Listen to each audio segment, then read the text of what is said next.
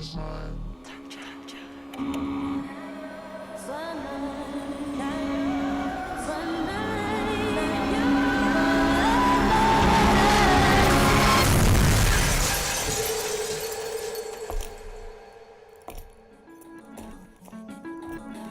ready?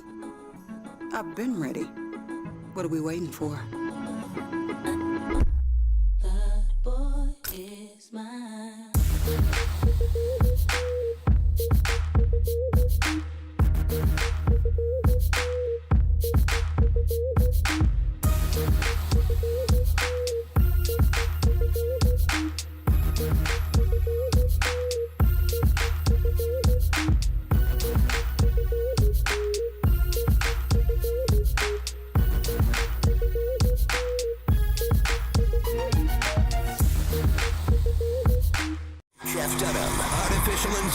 His all-new tour.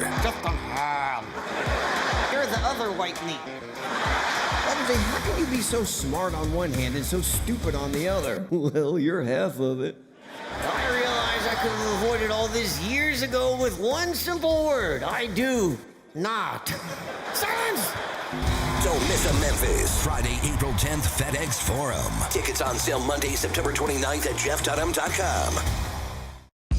Nate Bargatze. Look, I say a lot of dumb stuff. I try to keep it in front of large groups. Seems to go better that way. Big Dumb Eyes World Tour. When you say something dumb one-on-one, it's a lot for that person. I'll say it, then I can just feel that they feel the weight of my life on their shoulders. Tickets and info at natebargatze.com. Don't miss the Big Dumb Eyes World Tour. Nate Bargatze.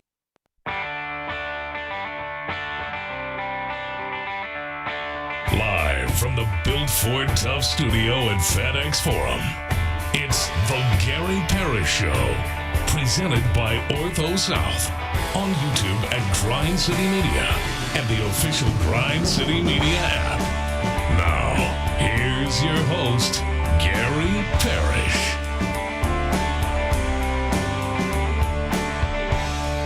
What's up, y'all? Welcome into the Gary Parrish Show here on Grind City Media. I'm Lane Whitaker, sitting in for GP all week. And it's Wednesday. It's hump day. We're going to get over the hump today. I'm here with Bennett Doyle and Kyra, and we got plenty of stuff to get to. The Grizz are back in action tonight. Not here in Charlotte, but no, not even in Charlotte, in Greensboro. Sorry. Yeah, they're in the Charlotte adjacent place. Greensboro, longtime home of the ACC tournament. Okay. Anyway, That's Grizzlies random. in Greensboro tonight. And then we talk about Coach Twomasi Salo. Talked yesterday a little bit. He gave us an update on John Jaron, getting those guys back. Lots of stuff around the association last night. Lots of It was NBA news. surprisingly an interesting night of preseason basketball. Yeah, and we're 1 week away from the start of the NBA season. So there's a lot of stuff we can get to, talk about there. Chris Vernon joins us. Vernon will come on. Talk a little more Grizzlies with him, talk about this game tonight. We talk about the Ringer did their top 100 players in the NBA list. John Jaron are on there, and there's another Grizzlies player on there. Okay. That was kind of surprising to me to see him on that list. So we'll get into that a little bit with Chris. Then we got other stuff to get to. The MLB playoffs for last night. Yep. There's some soccer news we can get to. We gonna talk soccer? We're going to talk a little soccer, some Memphis Tigers. Good luck. Basketball news. We still don't know. There's no game day update to get to. It's still kind of out there. And you watched a movie last night that we're going to talk about. I watched a movie. I can't Halloween. wait for this. I'm actually more excited about this than anything else on this show today. I said we could open on it if you want, man. No, save it. I took notes on my phone. Save it. As I was watching Halloween for the first time last night. Good. So I watched the whole thing. So we'll talk about Halloween. I watched it in 4K or whatever it was, Blu-ray. I don't know. Yeah. I watched it. Yeah. Although That's I'm not really good stuff. I'm not really sure why. But we'll get anyway. Okay. Watch Halloween. So anyway, got a lot to get to today, and we're going to start with the Memphis Grizzlies. We've had 3 preseason games. We've lost all 3 preseason games. And a big part of that is that the Grizzlies don't have their 2 best players, John Morant and Jaren Jackson, have been out for the entire preseason. We got a little update yesterday from Coach Isalo, who said they might be back soon. He said they're both progressing very well, and they're close to being back. I think the follow-up question was, are we going to see him in the preseason? And it was like, you got to ask the medical team. I don't make those decisions. And they Good don't answer. let us, they don't let us ask the medical team things. So like, no one's going to ask the medical team that. I would say no, you're not going to see them in the preseason. At this point. No, I don't think so. And that's okay.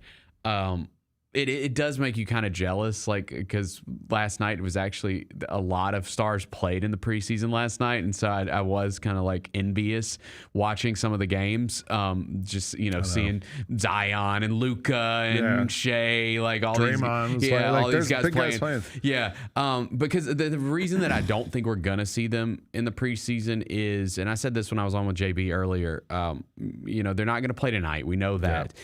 And Friday, the last preseason game is typically for the guys who are fighting for roster spots, or even like two-ways, G League, stuff like that. Like I think I would be surprised if you see any major rotation guys playing heavy minutes in that game on Friday. If you get to that point, the whole point of the preseason is to get to the regular season healthy, right? That's not the whole point, but that's one of your goals. Every team has a similar goal in the preseason, which is not to lose any of your main guys for the regular season. And if you're getting to the point where we've gotten these guys back and they're going to be healthy for the regular season, like then why play them in that last game and risk getting them hurt at that game? Right.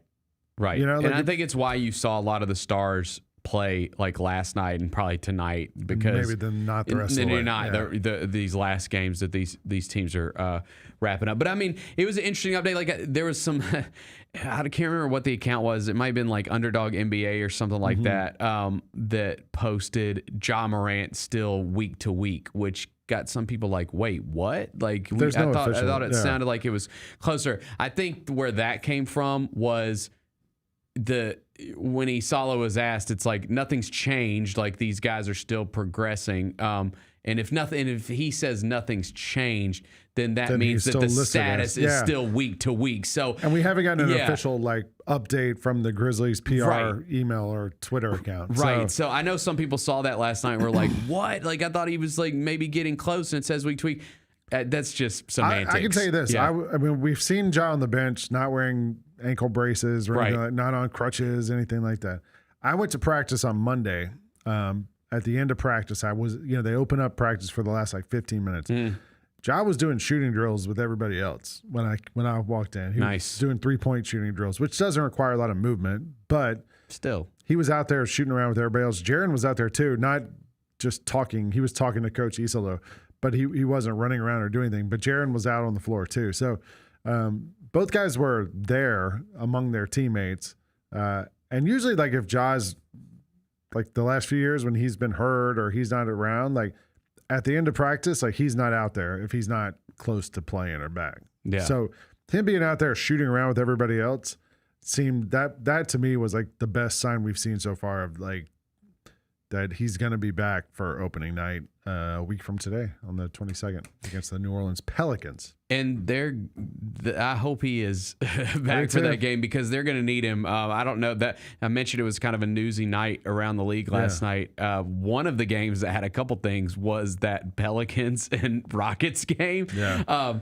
And Zion, man, he's going to be a problem if we don't have Jaren to. Well, speaking of stars, the Rockets have been playing Kevin Durant. They've been playing everybody. They've been playing everybody. I think we have a video of the Zion 360 dunk last night, which was incredible. Let's see this one. Just casually. Okay. Look at him, looking slim and trim. We already saw the pictures from Media Day. I'm calling him Ozempic Zion. Okay. That doesn't really roll off the tongue. Monjourno Zion? I don't know. I don't love that. It's okay. GLP-1 Zion? Let's brainstorm a little bit. I like Ozempic Zion. It's got a little it's okay. alliteration. It's okay. There's Z's. Yeah, there's Z's. That's fine. I like that. But I think the biggest thing to come out of that game last night, we had a preseason NBA fight. I mean, Amin Thompson was throwing hands. We had a preseason NBA fight. We have the video of it. This is between Jose Alvarado and Amin Thompson last night at the Rockets. So, not too bad. Smith for three. Front iron, no good. Loose ball foul. We got a fight. Jose Alvarado, Amin Thompson. Thompson just threw a right hand as Thompson and Alvarado got tangled up. I think Thompson threw a couple of punches. Yeah, if you watch the replay, he swung more than once. He's gonna get suspended for that. Like he's Miss opening night. He's gonna miss something, or at least a huge fine. Alvarado, man, he's just like that. He's pesky, right? Grand Theft Alvarado. Yeah, I'm a fan. I'm a fan of his. Yeah. He's the kind of guy you'd love to have on your team. Yeah, I mean, I will say, like, you never like to say he started it. I mean, he kind of tackled him. Like, he's the kind of guy grabbed at his ankles. You play against at the YMCA and you'd want to fight him. Because he was just like, he's going to be pesky all the time. He doesn't know how to turn that off. Well, speaking of playing somebody like that at the YMCA, did you see the Boston Celtics yesterday? They usually have a game where they allow the media to play against each other on their practice court. Yesterday, Coach Joe Mazzulla came out and was like, hey, we got a surprise. You're not playing each other. You're going to play the assistant coaches. And here's some highlights of that. Okay, so Jessica was telling me that there was 4 points. That's the final score. Final score is 57-4. Yikes. I read some recaps from the people who played in the game. So the 2 buckets, one was Kari Thompson, who used to work here in Memphis, works for the Commercial Appeal, I believe. He scored a bucket, and then JB said that someone in her fantasy football team who covers the Celtics also scored a bucket. So I know a guy who covers the Celtics, John Corrales, who played professional basketball previously. Like he never did play in the NBA, but he's like 6'8", big dude who played basketball in college. Like he's a really good basketball player. And I looked, he played in the game and he did a YouTube video about it. I didn't have time to watch it. He didn't score, but I realized afterwards, most NBA coaching staffs are like former college players, NBA players who didn't make it, that type of. So one of the guys on the who played obviously was Joe Mazzulla, who was a great college player at West Virginia. Mm-hmm. Did you see who was like who was the best player for the Celtics coaches? No. God Shamgod, who's like a legend playground player. He played at Providence. Yeah, man. Played in the NBA. He's been the Dallas Mavericks like player development coach the last few years. Like the basically like the dribbling coach. The move that NBA guys do called the Sham God, he invented that. God Sham God. That makes sense. So God Sham God's one of the Celtics coaches. He was out there scoring. I don't know what other former players were on that team, but have you ever played against an NBA player or a former NBA player? No, I have not. Have you? Yeah. So when I was in high school, I played on a team that was my high school team was really good. Okay. Nothing to do with me. I was the backup point guard. Our center was 6'11", got a scholarship to UConn. Power forward was 6'8", was the ACC Rookie of the Year and played in the McDonald's All-American game. The whole starting five was 6'4" or taller. I came off the bench, man. My job was give them about 2 minutes and not turn it over each half. But the guys who played were good. And we played in some tournaments, like in summer and in the holidays against teams. We played against Rasheed Wallace's team. But Rasheed must have been like a freshman or sophomore. Like he didn't really do much. He was on the team, but it was Simon Gratz High School from Philadelphia. We also played a team from another part of Georgia during summer. There was a guy, Dontonio Wingfield. Do you remember him? He played at University of Cincinnati. He played in the NBA for a little while. Yeah. And was like 6'7". There we go, 6'7". A swingman who could dunk, who could get up and down the court. Crazy athletic. Didn't really work out in the NBA, but played in the NBA. And even in college, like when I went to University of Georgia, we would play against the women's team in the student center, like year round, pretty much. Because the women's team at Georgia at the time was always like a top 10 team. Like they were really good. They had a bunch of women who ended up in the WNBA. Teresa Edwards had played there. She was like a legendary U.S. women's player. But we would play against the women's players, and a lot of us who played high school basketball, like high-level high school basketball, would play against these women players, and they would just kill us. Yeah. Like they were so much better than us. The thing about NBA players, I was standing in there in practice Monday with one of the guys from the Daily Memphian. One of their interns was here. He's kind of new to covering the Grizzlies. And just watching the Grizzlies shoot at the end of practice, he was like, man, you forget, these guys don't miss. No, even the bigs. Yeah. Yeah. If you just go to pride, like we watched Jock Landale make like 12 3-pointers in a row because he's unguarded. I've seen Edie do it. Yeah. If those guys are unguarded, I mean, and then think about the guys who are shooters. You want me to go even further? I've seen Steven Adams do it. Like because I'm here super early setting up radio, and these guys come out and they do their warm ups and stuff. Yeah, dude, I've seen Steven Adams knock down like 15 threes in a row. Like, yeah. Jalen Wells, those guys, they don't miss in the warm ups, and so like they're unbelievable. And so the Celtics media didn't play NBA players, but they played guys who were pretty close to that skill level. Like Joe Mazzulla played Division I basketball for years. It was really good.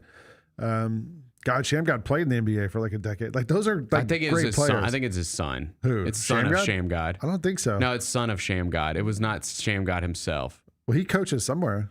He's an Shamgod NBA does? Yeah, he was on the Mavericks last year. I think the Celtics want his son of Shamgod. Jesus, is that? I don't know. God Shamgod, formerly known as Shamgod Wells, is an assistant coach. Okay, he's with the Magic. Yeah. So his son must be with the Celtics. Yeah. But God Shamgod played in the NBA for 5 years and then played overseas for a decade. Anyway, real basketball players like that are, if they're unguarded, they're unbelievable. And I would think if we played the Grizzlies coaches, like we wouldn't have a chance. No, I don't think I'd give it a shot. I don't think I could get a shot off. No, probably not. Like I said, I had a high school teammate who was a McDonald's All-American. He was 6'8", small forward. Martise Moore played at Georgia Tech, RIP. And every once in a while at practice, he and I would play one-on-one. Well, I mean, our team manager was Sharif Abdur-Rahim, but he was in 8th grade, so he was like real little and not very good. But Martise and I played one-on-one. There was times like when he really wanted to, I couldn't get a shot off. Like I would back up and shoot mid-range threes. He wouldn't let it get 2 feet out of my hand. Like these guys wouldn't let us get a shot off. And I would think playing against these guys full court, like the story I read was from one of the beat writers, Noah Dalziel, I think is her name. She was like, if we got it past half court, it felt like, that was a win. Just get they would be pressuring you full court up and down that court, and we wouldn't have a chance. And remember, Coach Isalo played for the Finnish national team. That's right. Like he's a player. Yeah. No, that was pretty funny. Other stuff like from around the preseason last night. One of the big games was the Thunder and the Milwaukee Bucks. Yeah. Giannis. There's a clip going around. I don't have it, but it's early in the game, maybe one of the first couple possessions of the game, and he catches the ball on the block, and at least 4 Oklahoma City Thunder defenders closed in on him. Like it's a pretty wild visual. They ended up winning. Like Shea played and had 23 points. Cole Anthony had a good game. Former Grizzly Cole Anthony. Yeah, former Grizz legend. We can call him former Grizzly. Yeah, he led the Bucks with 21 Did points. You read They got point guard Shea issues. is on the cover of GQ right now. Did you read any of that story or the highlights from the interview? I did not. He did say something. I'm not a big Shea guy. I call him SGFTA because his whole game's just getting to the free throw line. Whatever. Agreed. The article, he did say like when he retires, he's never going to do an NBA podcast, and he said he hates player podcasts. And I was like, all right, I kind of like him now. Like I think we got enough NBA player podcasts. Oh, I can't get enough. Really? No, I like him. He also said that when he gets bored, he goes to his closet and just tries on clothes for 2 hours at a time. Okay. Well, that's cool. That's why he's on the cover of GQ. He's a very fashionable guy. Yeah. The Lakers. Wait, Bucks thing. We didn't talk about Giannis. Yeah, what's up? The Bucks signed his other brother. Oh, we didn't even mention that. That happened after the show yesterday. They already had Thanasis. I saw. And there's Giannis, and now they signed. I think Alex is the other one. One of those stupid accounts said that Russell Westbrook changed his name to Russell Antetokounmpo. So it's pretty good. I did think it was kind of funny that Giannis kind of came out and was like, I don't know about my long-term future here. So they went out and signed another brother. Like if he came out and did it again, they might go sign another brother. Well, he was quoted as saying that after his NBA career, he's going to finish playing basketball in Greece. And, there was the story that his family moved back to Greece. So that's kind of interesting. Hey, I'm glad that he's got some family, here with him. Yeah, that's good stuff. That's hilarious. It is whatever. NBA teams put so much into developing players, and like roster spots are so precious for a lot of these teams. And they're just like, hey, like we got you. We're gonna use two Is of these. there another on your Antetokounmpo brother? I think Yes. there are. I think there's like Is 3 there or 4 brothers. one coming up? That Okay, could good. be. Yeah, good. Now the another thing that stood out to me last night, the Lakers lost to the Suns. Luka had 25.7 rebounds. Marcus Smart started in that game. 0 points. I saw somebody tweet. 20 minutes. I forgot who it was. They were like, Marcus Smart's going to be awesome this year, isn't he? Listen, I'm not saying that disparagingly. Like he's one of my sort of all-time are. favorite. No, I got his freaking Funko I know, up here. but Like you're- I but, I love mean- Marcus Smart. I was so stoked when we signed him. I'm just You saying. don't want to see him score 25 a game for the Lakers. No, this year. what I'm saying is like I think that the way that whole thing went down, it's like. I think like the Grizzlies got looked at unfavorably in that whole situation, right? Yeah. And in reality, he just might not be the player that he used to be. I mean, that's almost definite. Right. Just he's older. Like he's not going to be. I mean, I think he will help that team. For Talking sure. about guys staying healthy, like throughout the preseason and into the season, like this is a guy who you want to get him out there, let him run around, and then play. Right, like during the season, like you want him to be healthy heading into the regular season. Yeah. But yeah, and speaking of Grizzlies roster moves, we didn't even mention they signed Charlie Brown. Oh yeah, we did have a roster move yesterday. Right? Yeah, we did have a roster move. They did sign Charlie Brown. Good grief. Womp, womp, womp, womp, womp. I'm not. Who did we had to? Do you think Charlie Brown must hate that? Like he must get that his whole life. Yeah, the player. That, I had to think for a second. Yeah. No. That's Tyler. Was it Tyler Burton? It was Tyler Burton. That's right. That's what I was looking for. But he's gonna end up with the G League, probably. Yeah, and that's about all I have to say about that. I'm not super familiar with Charlie Brown Jr. This is Charlie Brown Jr. by the way that we signed. We'll see if he gets some run tonight. Maybe. Would you go by Charlie Brown if you were Charlie Brown Jr.? Maybe like C.K. Brown or I don't know. I don't know what his middle initial is. I think it's cool. Chuck Brown. I love Charlie Brown. Yeah. Yeah. I have which Charlie Brown, the player or the cart? Both. Well, he's a Grizzly. I love all of our players, man. If we did it, can we do a Charlie Brown jersey and have like that little like stripe around it? It'd be kind of cool. That'd be nice. That actually would be kind of cool. I mean, he's got to like produce for us. You want to get like a custom. He's jersey. played in the G League for like a decade. Like he's like a long time G League player. Gotcha. Well, we'll let Roser break that down tonight when he does pregame radio. I'll let him handle that one. But yes, there was a Grizzlies move yesterday. A couple other notes. Someone said, "Are we gonna have a great pumpkin in the?" Dude, I love the Great Pumpkin this time of year. I got the box set. I got the Blu-ray box set of all the what? Charlie Brown What is it? holiday There's a Thanksgiving. specials. There's a Christmas. There's an Easter. There's Easter. That's and there's right. a Halloween. Yeah, So there's 4. The Easter one is lesser known, but there is one. Yes. What was the new one that Apple TV put out like this summer? I don't know. It was like summer camp or something. It was. We watched it. Yeah, it was fine. It was fine. Jason Kidd got signed a multi-year deal. That's not surprising. You know what made me feel old was seeing the news of that, and they said Jason Kidd, 52, has signed a multi-year deal with the Dallas Mavericks. I said, oof. Yeah, so that was cool, and we still get news that Victor Wembanyama is growing. The latest is that he is 7'7". The other news in that was that apparently one of the new ESPN studio NBA analysts, Boban Marjanovic. Yep. Because he was the one in the studio he's 7'4", and he was like, I looked over and he's taller than me now. But okay, but Boban's getting older. He could be shrinking. Yeah, but like me and GP talk about this all the time. I think I'm shrinking. 7'4" to 7'3". Like I mean, like what? I think as you get older, you start shrinking. That is true. Yeah. My grandmother, she lived 100 plus, and she shrunk. She was like about 3 feet. GP is shrinking. GP is shrinking. He's acknowledged. I don't think I've shrunk too much, but I don't think I have either, really. But maybe I am. I have pretty good posture.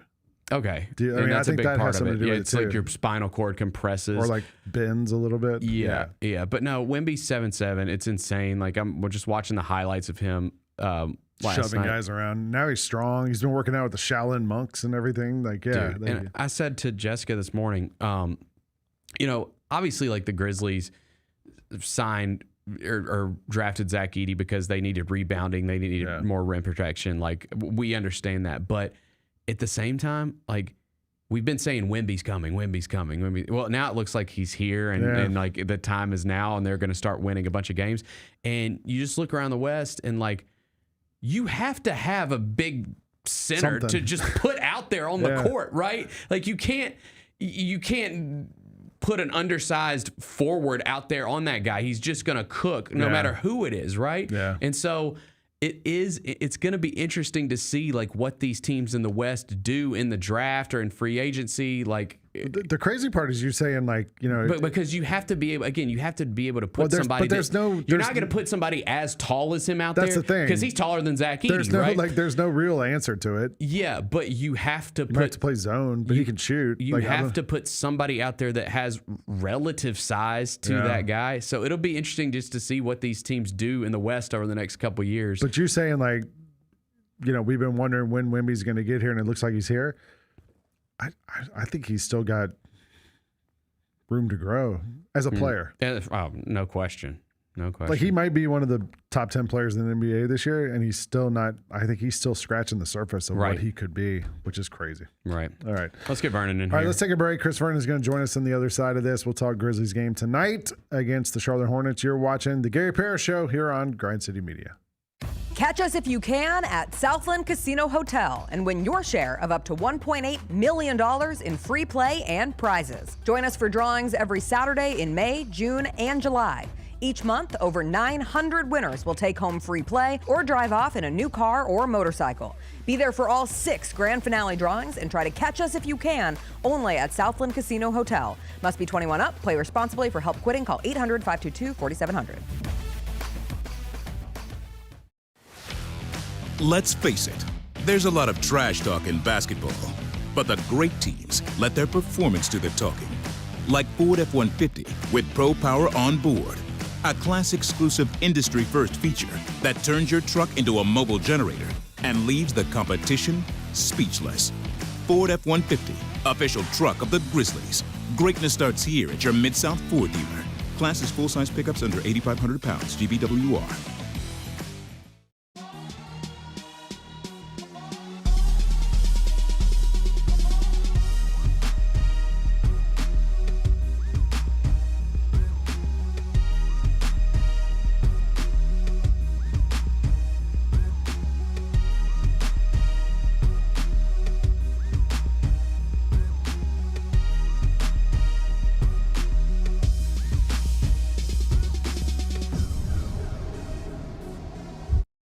Kroger shoppers and Grizz fans. Want exclusive last-minute discounted ticket deals texted straight to you? Sign up with the new Kroger Buzzer Beater deal.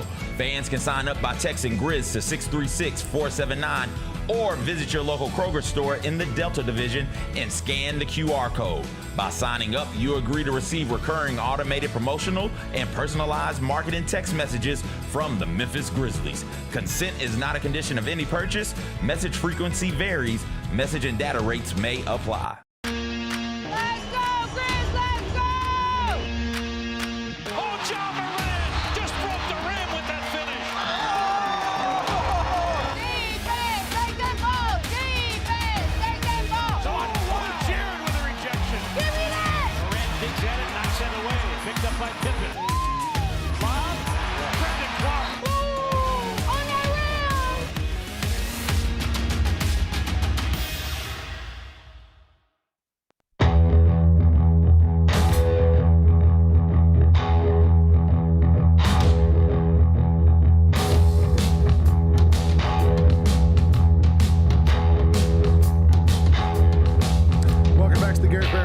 Grind City Media, Lane Whitaker sitting in for GP all week. Bennett Doyle, Kyra, and we're joined now by Chris Vernon, host of the eponymous show that happens at noon every day.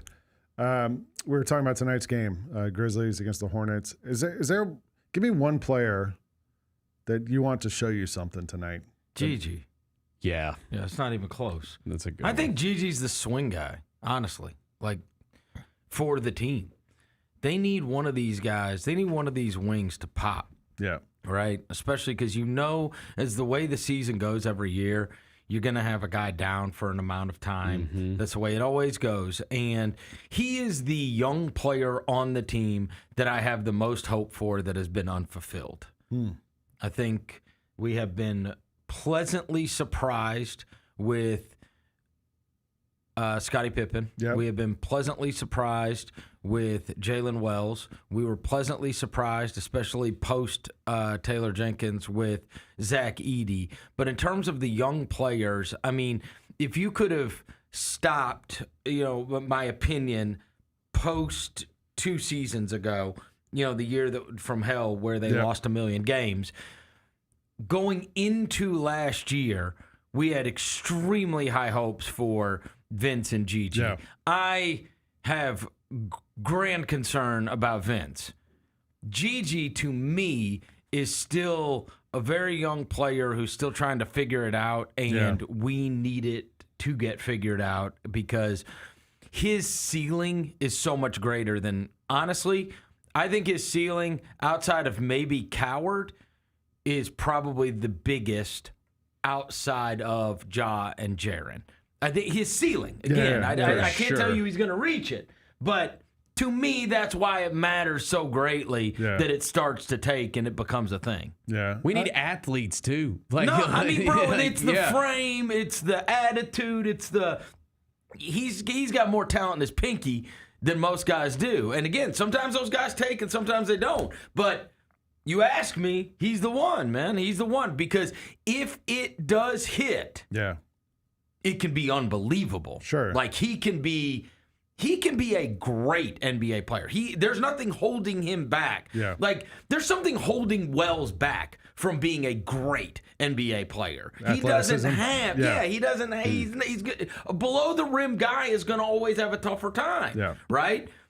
You got to be like friggin' Klay Thompson, right, to be a great below the rim player.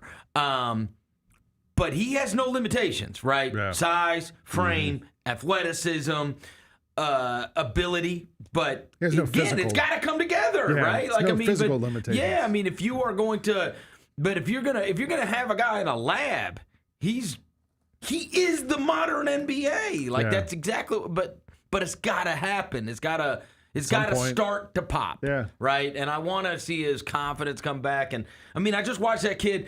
I think they said. How many? It might be 50 something, or it's like low 50s. I think maybe like 54. I think he had 20. It's either high 40s or low 50s for Ace Bailey, 2 games. Yeah. And I think they said he took 29 dribbles. Yeah. Right. The first game. 29 total. Yeah. Is what he's taken on his bucket. 27. And it's on 29 shots. I mean, I almost like want to. It's crazy to have to show, a guy that's been in the league for a couple of years, the video of a 18-year-old rookie, but like that's the thing, bro. Like it's minimalist, and there are flashes. We even saw it in the Atlanta game, buddy. When he does that 2 dribble, I want to get to the rim. I mean, he can take 2 steps from outside the 3-point line, and he's there at the rim. We saw that in the fourth quarter of that Atlanta game, also with Omax. There was a couple of times where Omax was like, all right, screw it. I'm just going to the basket. So that was like a vision for me, is like, I think Omax, he's a 4. Yeah. I'd play him like, you remember when 2 seasons ago when Jalen Green went out for the Rockets, they played Amen Thompson. Like, just be in the dunker spot and finish. Yeah. That's it. Like, just be in the dunk, because he can guard, and he's long as hell. Yeah. But a lot of the perimeter stuff, I don't want him doing a ton of the perimeter stuff. And I don't know how reliable of a corner 3-point shot guy he'll be, but I do think he could get you, like, real effective energy minutes, almost maybe playing like the Clark role, right? Sure, where it's maybe short rolls and super athletic, and dunker spot stuff, and it's just... Because you could see him standing in that dunker spot. Ja comes around the screen, lobs it up. He's actually one of the 3 guys on the team that's an above-the-rim player. Yeah. They just dropped the ad in the chat. Be there for opening night. Here's the ticket link. You also did the podcast for The Ringer. Yeah. I guess today The Ringer put out their top 100 NBA players list. Yeah, probably. This is. I have nothing to do with this, by the way. I know. I'm not painting you with a broad brush. But there's 3 Grizzlies players in the top 100. Yeah. Ja Morant right. is number 34. Ooh. Jaren's number 27. Okay. And then another Grizzlies player is number 99. Guess. Who do you think it would be? I mean, well, the ESPN list had Edey, right? It's not Edey. So it's not Edey.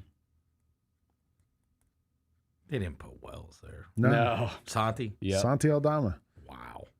Number 99 says I skilled love 7-footer who has I outside love touch it. and Oh, God, finesse. I know. Start the narrative I now. walked into Santi world. Start the narrative now. I mean, Sixth man of the year. As my eldest son, He's 99? 99.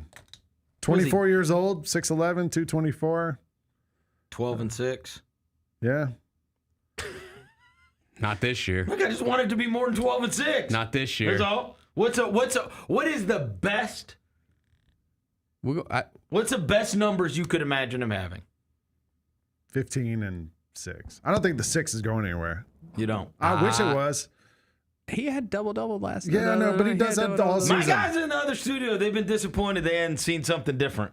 Yeah, No, I can see that too. Looks Yeah. like Santi Aldama still. I've been disappointed a little too. But like I think the best version of Santi Aldama is when he's alongside of John Moran, or like he can't be the main System guy. Right. Yeah. System guy.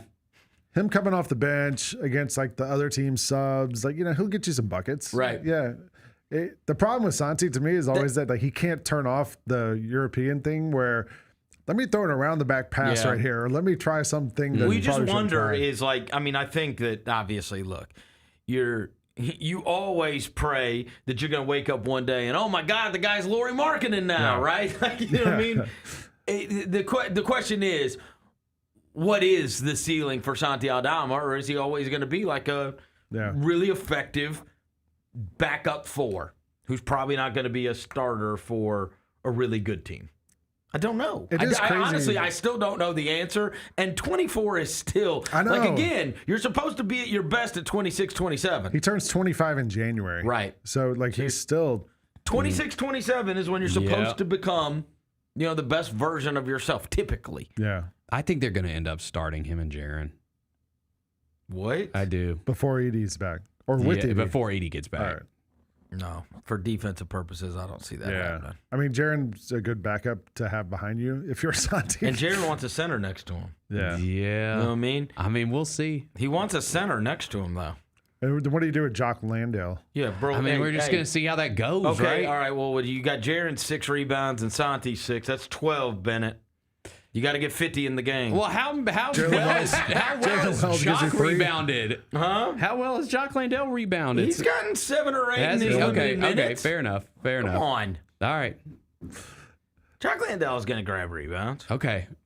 Top 10 of this ringer list is, let me find the whole thing. Number 1 was... Come on, the top 4 are the same 4 Number 1 is everywhere. Jokic. The 5 is the only thing that matters. 2 Shea, 3 Giannis, 4 Luka, 5 Anthony Edwards. Yeah, okay, I'm fine. I mean, the other one had Wemby. Wemby It's either 6. Wemby or Edwards. Curry that's 7. preference. There's some like up and downs here that I found. Wemby was 11 last year. He's up to 6. Şengün was 36 last year. He's up at 22 now this year. The 2 most disrespected guys in both lists, when just a quick perusal, because I didn't see all of it. I didn't even go down to 99. I didn't see Santi there. The 2 most disrespected, no. Because the health. I got it. Yeah, I he's got not it. disrespected. What are you talking about? He doesn't play enough to be. It doesn't warrant it, right? He's got to stay healthy. We all know when healthy, he is better than all but a few of those guys, right? The 2 most disrespected by far to me on those have been Trae Young and R.J. Barrett. Barrett is down. Trey's like in the 30s on both of them, and he's been an All-NBA performer and been the best team on a team that went to the Eastern Conference Finals. R.J. Barrett's 92. That's crazy. On this list. Come on. Yeah. That's ridiculous. 6, 7 ahead. That's of Santi. ridiculous. Just because, like, out of sight, out of mind, maybe. I mean, he doesn't get any of the New York bump anymore, right? But, I mean, come on. New kids on the block. Cooper Flagg is 61st. Jakob Poeltl breaks the list, number 87. I mean, Asar that is such a nerd thing. Nerds Jakob love Poeltl over Jakob RJ Poeltl. Barrett is wild. Hey, nerds love Jakob Poeltl.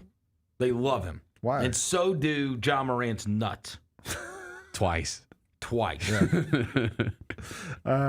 Pause. Asar Thompson is 91. Kason Wallace, number 94. I love Kason Wallace.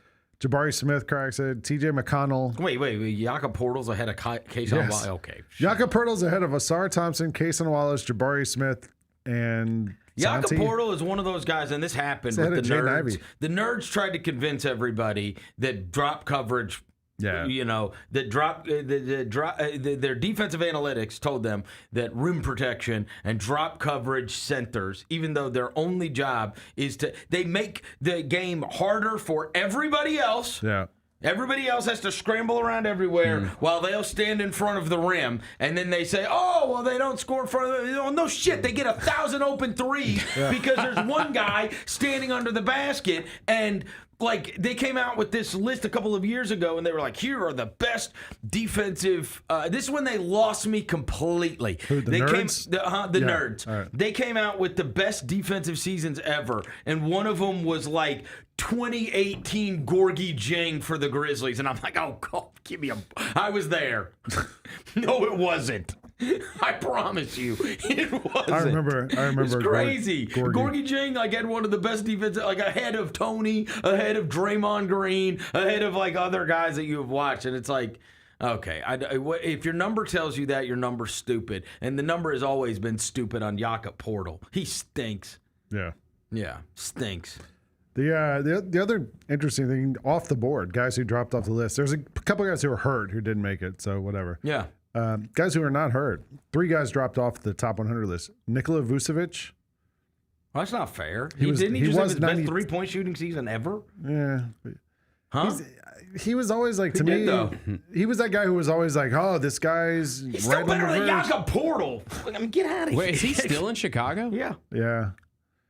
Okay, Vucci Man, who else? 2 more. Jalen Green. Here's what I know. If Vucci Man had 28 and 18 on opening night, you wouldn't be shocked. No. If Jakob Portal did it, it would be the greatest thing that ever happened in his life. I might be a little surprised. That's crazy. Jalen Green, off the list. That's ridiculous. He was Jalen 98 Green last year. destroyed us last year. Well, yeah, I was going to say, if he played the Grizzlies every night, he's a top 10 player. this year. Yeah. In Phoenix, he's going to put up huge numbers. If he can grab the ball away from your favorite player. Did you see Dylan on the bench last night? Bro, he had 18 shots the other night. No, he did not. Yes, he did.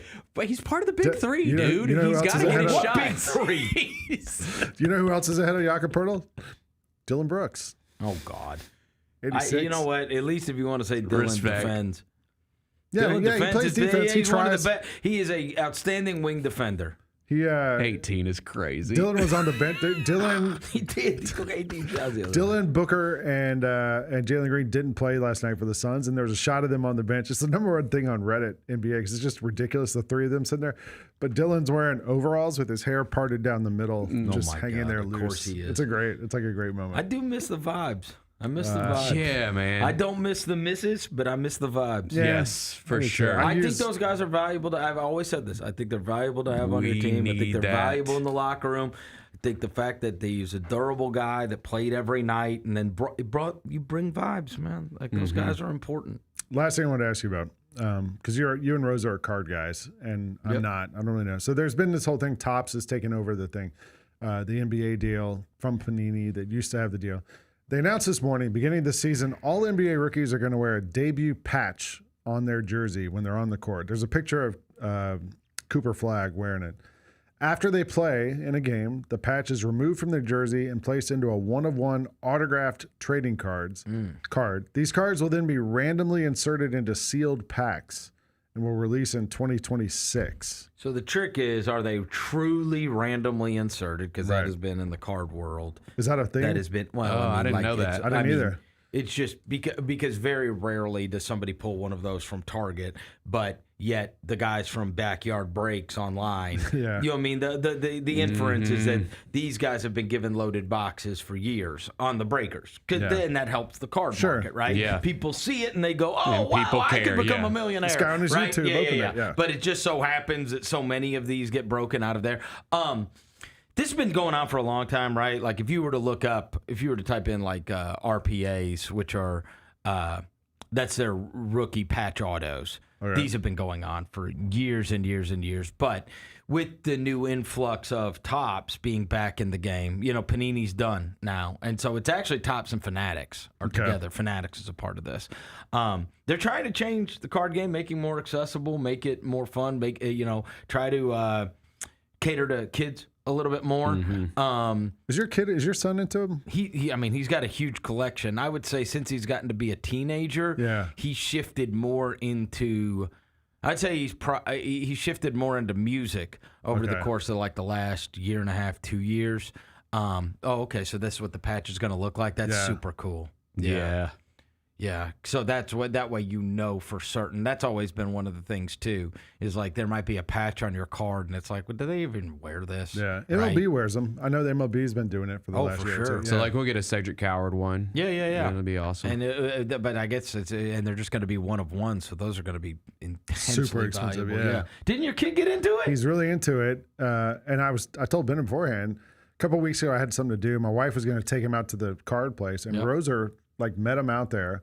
And spent like an hour showing him around. And he told him, he's like, hey, man, like, you don't get good value when you buy those boxes, you know? Like, that's not the way to maximize your money. And my kid's like, he's not a teenager yet. But he knew, he was like, yeah, but it's fun. It's like, fun. That's why you do it. That's why you do it. So Roser, I've lost Roser. Yeah. Right? Just like Roser had the time of his life at the Sports Collectors Convention, and I was like sad. And the reason I was sad is because I have always been a collector. Yeah. Right?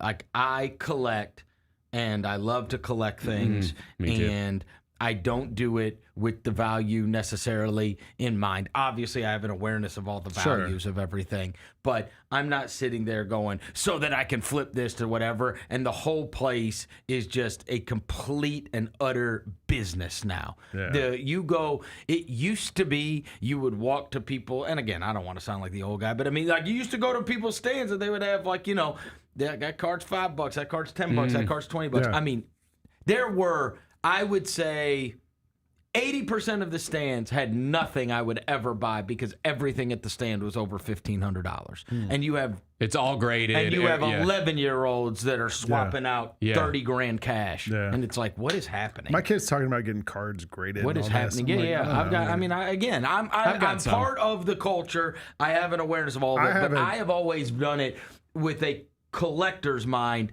at heart rather than I'm buying this because I want to flip it for more money. I mean, and again, I understand it's commerce, right? It's capitalism, but to me, I've done it for the hobby. I like collecting it. I like looking at them. I like owning them. Yes. I like buying on somebody early before it goes up in value, but I'm not doing it so that I can flip it and make a bunch of money. This is going to mark me as a hell of a nerd, but I've had next to my bed, on like my bedside thing for 20 years now, a Deion Sanders card. Yep. And it's Deion Sanders on the Falcons wearing a Braves hat. Right. It's like the both. Because when I was a kid, Deion was on my teams.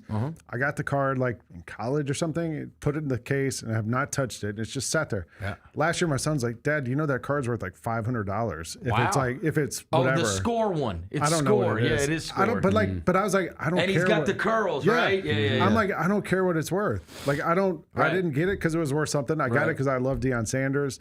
And this card means a lot to me, just personally. I don't care what it's worth. But I think Roser's the other way. Well, no, I mean, Roser has his own personal collection. But he has like tables at these shows. Yeah, but he likes the business, the commerce of it. Yeah. I mean, he flips cards on eBay. He's got a big eBay channel. He needs to get in that Pokemon game. That's where the real money's at. You know, what dropped this morning? Is crazy. You know what dropped this morning? Labubu cards. Oh no! Oh god! Yes, they did. That's a racket too. I had to broker a Labubu for somebody the other day from one of the Sneak Fest guys. Yeah, I bought real ones. I got one. I bought them from the at the sports card show. Yeah, there's the only place that I could find real ones. And we walked around New York City. We bought a bunch of fake ones in Columbus Square. Yeah. If you're the Sneak Fest guys have a plug. Oh, they do. Yeah. So real Labubus. Real Labubu, authentic Labubus. Yeah, we can get you some if you're interested. That's hilarious. So we went and I think my daughter's got 3. And then we bought one that's got like a full-on Louis Vuitton outfit or whatever. The ones at Columbus Square they charge you $15 for. It's wild what just something like that just became this massive thing. I mean, they're cool looking, I guess. We had on Sneak Fest. It's all what's hot for a minute. I don't know. Yeah. I saw my son. He was watching Red Zone in the game room the other day, and he had left, and I walked up there, and guess what was on my couch? A fidget spinner. Oh, yeah. I hadn't seen one of those in like I forgot about those. And I was like, yeah, we got I a wonder couple. where he found that. God, those were Oh, hot. everybody. Man, my I God. mean, buddy. Yeah, Fidget spinners. Fidget spinners. It went for about... Back in the for that 90s, it was yo-yos. Yeah. Oh, yeah. Hacky sacks, too. Hacky sacks. Well, we Got had big for a minute. on Pogs. On Sneak Fest a couple weeks ago, Josh Luber, the guy who started StockX, went to Fanatics Collectibles. Now he started these Ghostwrite things, and they're little NBA figures. And Jaws one. There's a whole bunch of different NBA guys. Well, and I asked him, I was like, so it feels like, you know, previously you kind of helped people buy what they wanted. Now you're producing the product. And I was like, but how do you know like these are going to be successful? And he's kind of like, you don't. Like you just, you know, you don't know what's going to hit. If it's Labubu or whatever. You hope that Kylie Jenner Instagrams about it. That's right. No, it's true. It's true. Yeah. That's I guess. I don't know. All right. Well, let's get out of here. Chris, I'll let you go. You got a show in an hour. You're watching Gary Parrish Show here on Grind City Media. Did you see the end of Ace's Storm? Let me play it out for you. Storm get the ball back, and it's Gabby Williams, and oh God, you'll never know. We'll never know. A hell of a way to say you lost. Lights are out, take the ball, go home, or don't take the ball because your season is over. Tune in to the Jessica Benson Show with CJ Hurt live every weekday at 8 a.m. on YouTube at Grind City Media and the official Grind City Media app.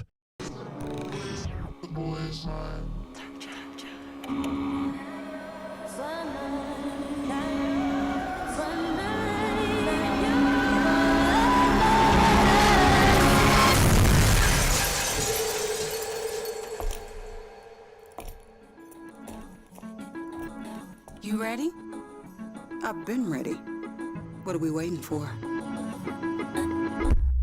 The boy is mine.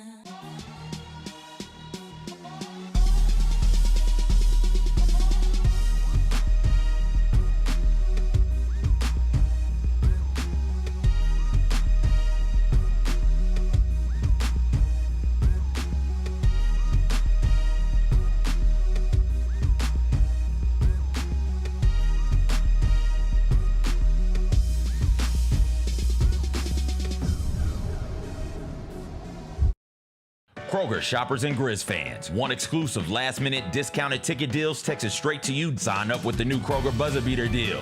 Fans can sign up by texting Grizz to 636-479 or visit your local Kroger store in the Delta Division and scan the QR code. By signing up, you agree to receive recurring automated promotional and personalized marketing text messages from the Memphis Grizzlies. Consent is not a condition of any purchase. Message frequency varies. Message and data rates may apply.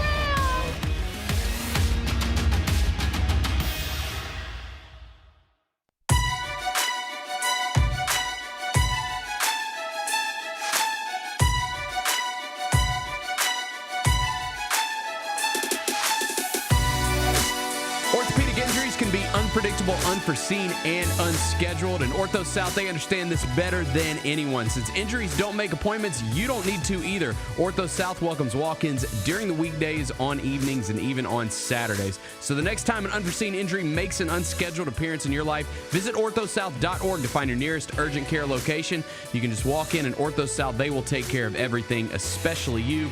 Learn more at orthosouth.org. It's Ortho South at orthosouth.org. Welcome back to the Gary Parrish Show here on Grind City Media. Lane Whitaker sitting in for GP alongside Bennett and Kyra, and it's time to get into 5 more things. Number 1. Yeah, just a quick Memphis basketball note from this morning. is from Hitman Hoops.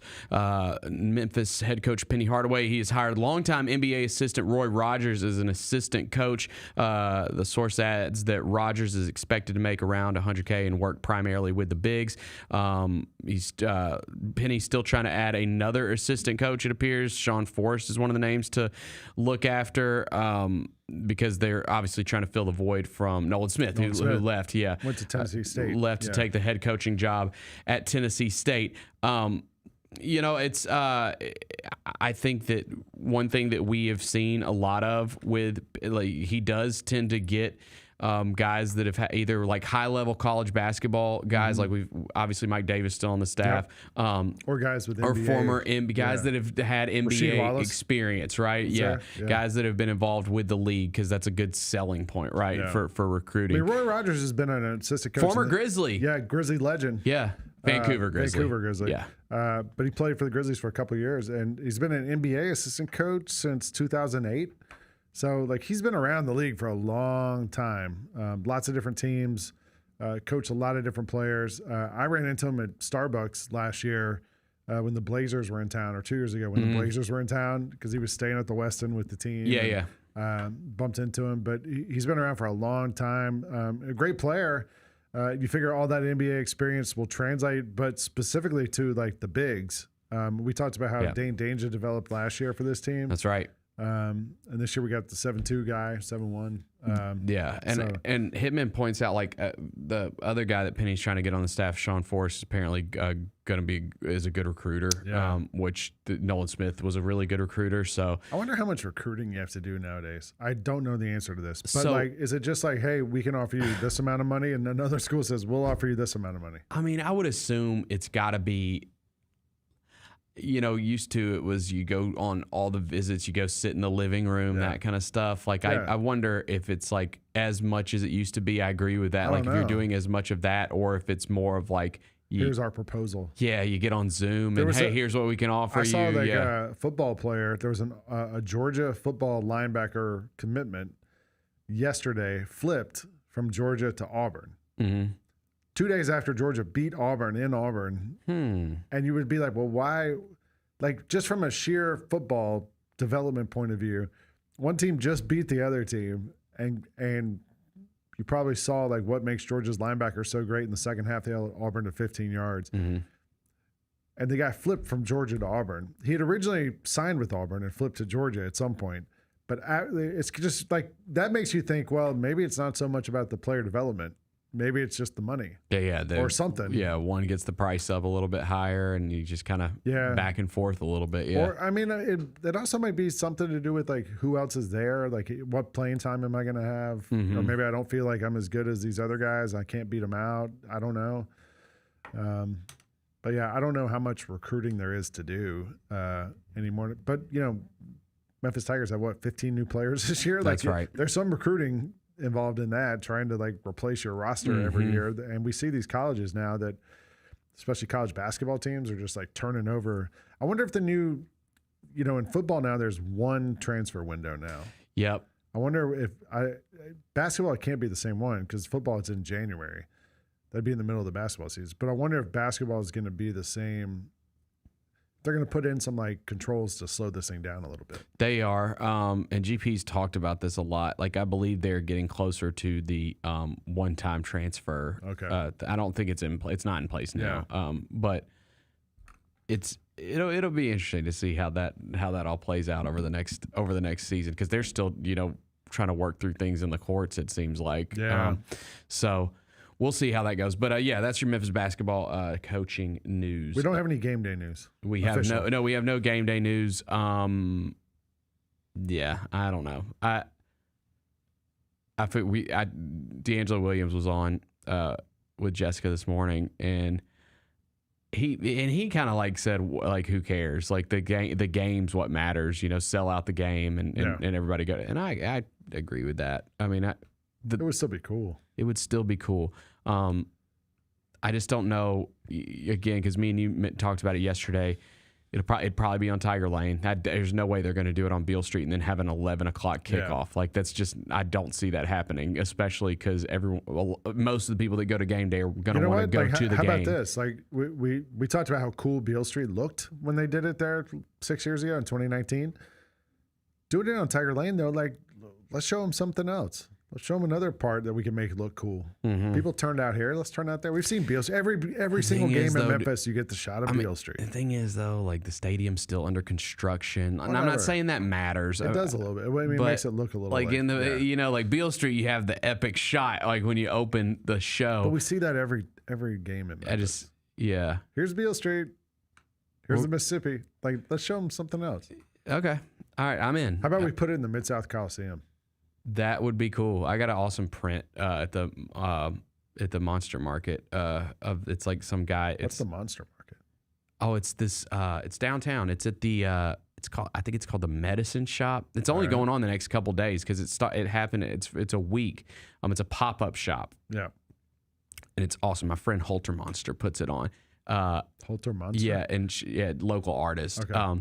And it's like all these different vendors that come together and do horror themed stuff like that. It's a Halloween. It's a celebration of Halloween, basically. Monster Market. Yeah, it's going on. I believe it's called the Medicine Shop, but it's downtown, kind of near the South Bluffs, and it's cool. Go check it out. All right. Yeah. There's a bunch of good like art and T-shirts and little knickknacks. Yeah, it's pretty cool. Number 3. I'm sorry, this is number number 2. SEC Basketball Media Day. Coach Cal spoke yesterday. Friend of the program. And in fact, like some of the stuff he said yesterday, he actually said on this show when he came on, basically talking about what was the exact quote about. Here it is. He said, well, they were talking about Jay Wright, Tony Bennett, Bruce Pearl, guys walking away when they're seemingly near the top of their profession. And Cal, who's 66 years old, said, I want to help 25 to 30 more families. The only way you do that is to be transformational as a coach. Mm-hmm. If you're not, you're transactional. Yep. If I become transactional, I'm going to pay you to do this and that, then I won't do this anymore. I don't need to. He said that exact same thing when he came in, like almost word for word. I'm sure these are like, if you're a coach, you have like your stump speech, you have it memorized, and you just go out and present it. I mean, that sort of speaks to what we were talking about, Bennett. With dude, it's like recruiting and like, are you just paying these guys? Is it just like, hey, here's your money, come show up? Some of these guys that have been retired, like I don't know why, Saban, I don't know, but like, Tony Bennett is one of them that was just like, I'm out. I don't like where this is going, right? Jay Wright's another guy that hadn't gotten back into college basketball. Although he just left CBS. So maybe he's on his way back. I don't know. But yeah, some of these guys just don't like how it is now, where it is just, you just mentioned that story about the player that went back and forth between Georgia and Auburn. And it is transactional to a lot of the players, which rightfully so. I mean, get your money. But like, I can understand a coach that's been doing it one way for so long and is just like, okay, this world's not meant for me anymore. But my thought on that is like, these guys have been doing it one way for so long, but I mean, college players have been getting paid for a long time. Yeah, but it was more creative back then. Just not official. I think the creativity played into it a little bit. They enjoyed that. Yeah. Oh yeah. Yeah, man. Cal says if a player puts his name in the portal, like even if they just like put their name in, they can't come back. Okay. I don't know if I believe that. He said, I tell them you're not coming back because it's not going to be transactional. Mm-hmm. Okay. Yeah. We'll see. Kyle says he and Kelvin Sampson also talked about fixing some of this stuff in college basketball. Yeah, he mentioned that too when he came on with us. So I don't mind kids transferring. He said you just can't transfer 4 times because it's not good for that. I completely agree with. Actually, I do think that it's 4 schools in 4 years. You'll never have a college degree. Your credits aren't going to carry. Yeah, but like which of these guys are trying to get college degrees? That's fair. Yeah. I mean, I do. There's nothing wrong with trying to get the most money you can get. I agree with that, but I do think that a lot of the fan experience is an important part of all this, right? Like the fan experience is an important part of college athletics, at least in football and basketball, right? And you're taking a lot away from your fans. Like we've talked about this a lot with Memphis basketball. Like you're learning a whole new team every year at this point, and it's harder to get invested. I don't think that that's a reason like for, declining attendance and stuff like that. But it is harder as a fan to just get super invested in a team that you don't know. Right. But what's like, now if your team's awesome, who cares? What's the counter argument to that though? Is if you're a Memphis and all the players are changing teams every year, like you're not going to be able to keep the same team every year, are you? No. So like, what do you do? Like, I mean, maybe it's all of college basketball is kind of taking a hit on this because everybody's on different teams every year. Yeah. But it's like, if you're a school, I don't know how you combat that other than try to get the guys you want. I don't know. Like, I don't know what you do. Right. I think that we will see the transfer rule change eventually, so too. like where you can only do it once. I think it's going to go to that. I did see SEC Media Day. That's where all this happened. Yep. SEC Media Day, Basketball Media Day. Remember, it's crazy. College basketball's almost. Well, back. last year the SEC had 14 of the 16 teams made the NCAA tournament, so it's a big deal. My Georgia Bulldogs were late to Media Day because the plane had problems. The coach came not out, a good omen. Coach Mike White came out and apologized. He said if we were late just for other reasons, we'd own it, but it was mechanical issues. Okay. I don't know. We'll see if Tennessee going to be back this year. I mean, they'll be good. Rick Barnes teams are always good. Chaz Lanier was here the other night. It's all about getting over that hump, man. There's that whole crowd of people cheering for him the other night. Yeah. Did you hear that? Yeah. Like they were like so fired up when he was playing here. Yeah, fun. it's all about getting to the Final Four for them. You got to do it, but they'll be good. Yeah, I think so. Number 3. All right, we got MLB playoffs, and the Mariners are back at it tonight, I believe. Yes. On the schedule. Yeah, Mariners, Game 3. Toronto. One of the powers that be here told me Toronto's going to win. I was like, who's pitching? He said, doesn't matter. Toronto's going to win. You mean tonight? Yeah. I thought you meant the series. No, he meant the series. Why? He's from Canada. Oh, okay. I mean, they're down 0-2, and down they're in 0-2, Seattle tonight. And the Mariners are hot right now. Yeah. Like, they're the team. Did you watch any of that Dodgers-Milwaukee game last night? Dude, they're just inevitable. Like, you're going back-to-back with Blake Snell and then Yamamoto last night, who pitches a complete game. Like, it's just... Their starters they paid for it, so they have to be awesome. But it's just, I don't know how you can compete with a line when you're throwing out Blake Snell, Yamamoto, Shohei. Like, it's just the only thing you can do. I mean, the thing that worked against the Dodgers all season was their bullpen wasn't great. Right. And once you got to the bullpen, maybe you could get it. Yeah. So the only thing you can do is try to get through these starters. But what if he pitches 9 innings? Well, the 2 starters have pitched 17 of the 18 innings in the first 2 games. So, like, yeah, what are you going to do? Like, the only thing you could do, I guess, is try to work the count and try to, like, get these guys get their pitch counts up. But, like, I mean, the Brewers don't have a bunch of, like, heavy hitters. Like, they're an okay hitting team, but not like outstanding. So yeah, like I don't know what you can do other than maybe the Dodgers. The other thing that worked against the Dodgers all season, it felt like, was they were just sort of complacent. Like they were kind of like, we're here, we just got to get to the playoffs. No, they definitely had some like weird moments in the season where it was like, is something wrong with them? Yeah. So I would assume that at some point the Dodgers are gonna turn a switch when they get to the postseason, and they've done that so far. So I don't know. Tonight you get Shane Bieber against George Kirby. Okay. 7:00. Seattle's favored minus 130 tonight in this game. Okay. Did you have your guy Shohei last night for a home run? I sure did. He didn't get one, did he? Nope. I saw him. He got an RBI at one point. The final score of that game was what? 5-1. It's a really concerning drought for me personally. Shohei's hitting like 125 or something in the playoffs. 147. He was 1 for 5 last night. It's been a really concerning development for me personally. Max Muncy hit a home run. Teo Oscar Hernandez hit a home run. Yeah.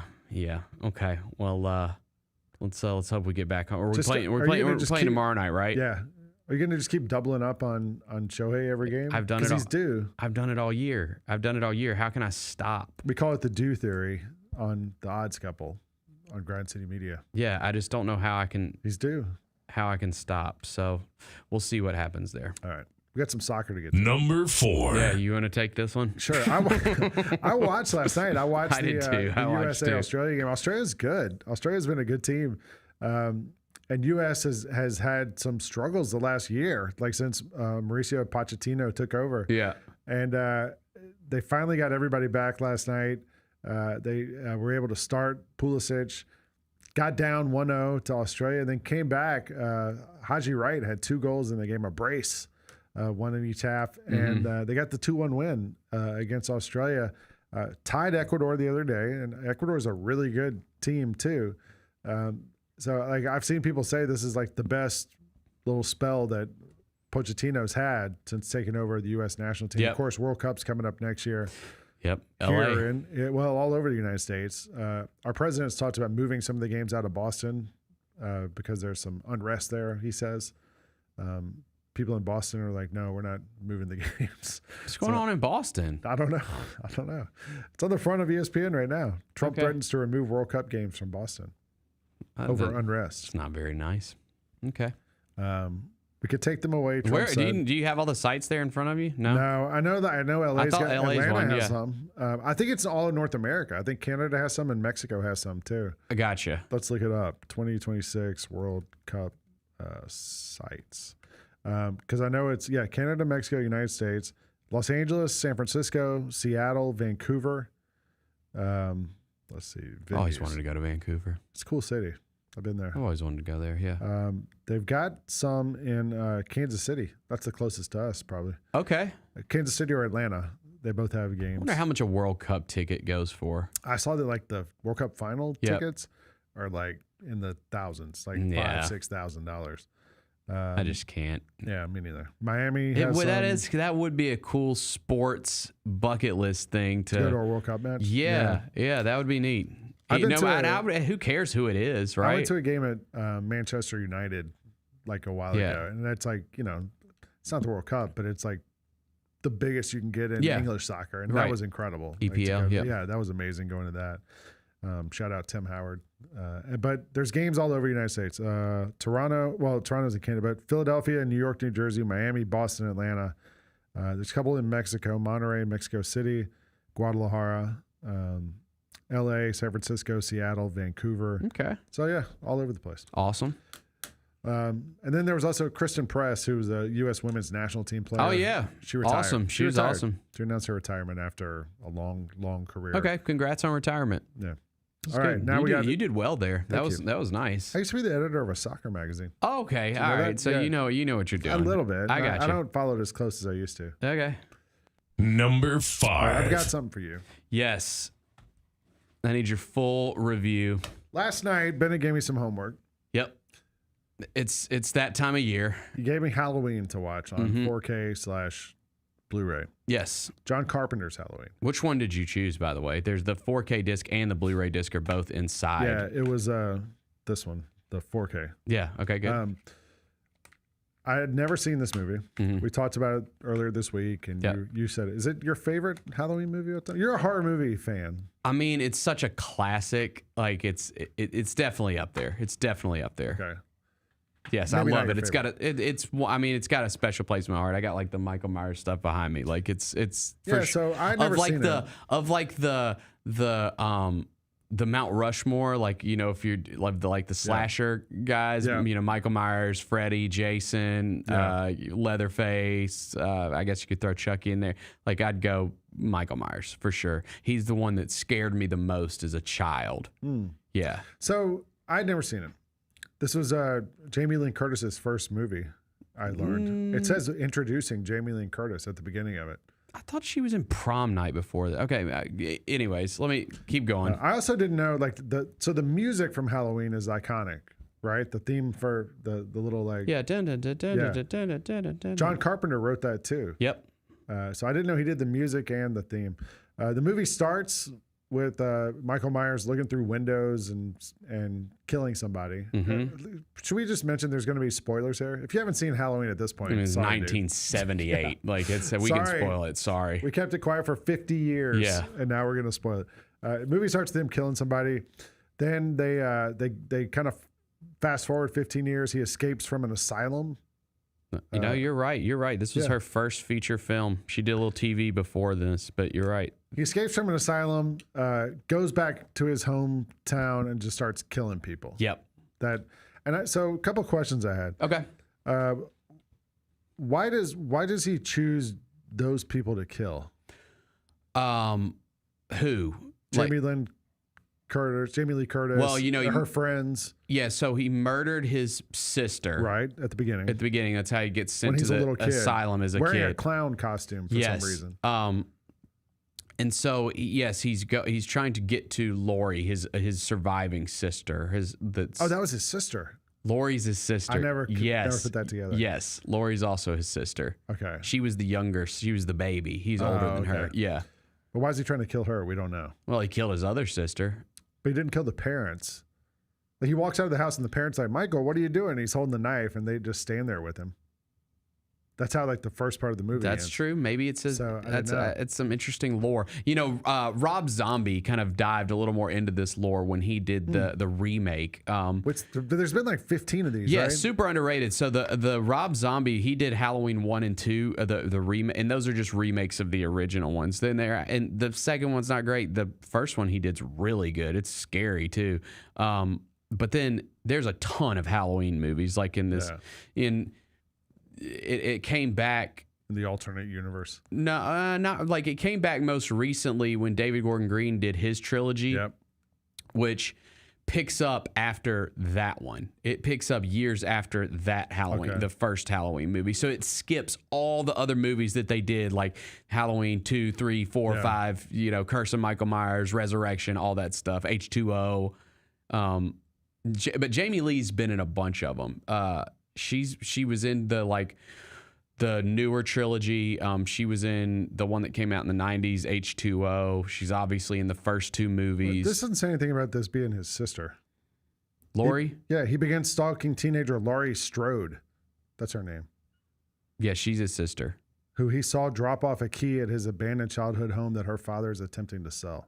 It's nothing about it being his sister. I'm telling you she is. Just telling you. Anyways, keep going. She's a high school student who becomes targeted by Michael Myers, it says. You find out later. Oh, yes. Right.